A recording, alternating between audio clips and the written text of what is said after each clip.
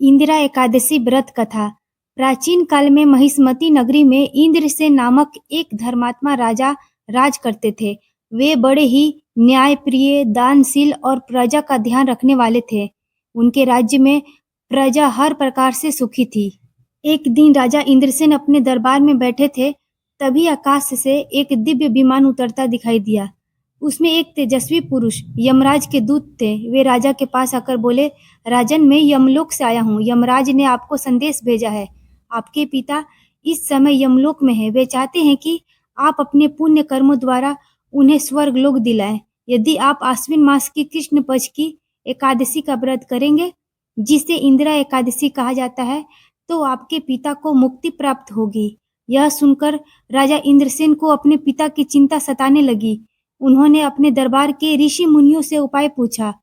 ऋषियों ने बताया, राजन, इस व्रत का विधान अत्यंत पवित्र और फलदायी है।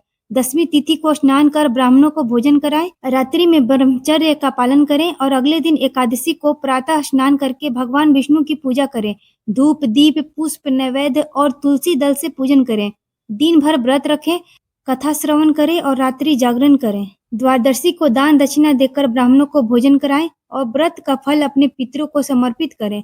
राजा ने विधि पूर्वक व्रत किया और द्वादशी को ब्राह्मणों को भोजन कराकर व्रत का पुण्य फल अपने पिता को अर्पित किया। परिणाम स्वरूप यमलोक में कष्ट भोग रहे उनके पिता मुक्त होकर स्वर्ग लोक को प्राप्त हुए। इस व्रत का मुख्य उद्देश्य पितरों को मुक्ति और तृप्ति प्रदान करना है। जो भी व्यक्ति नियम पूर्वक व्रत करता है, उसके सारे पाप नष्ट हो जाते हैं। एक दिन का यह व्रत मनुष्य को अनेक यज्ञों के बराबर फल देता है।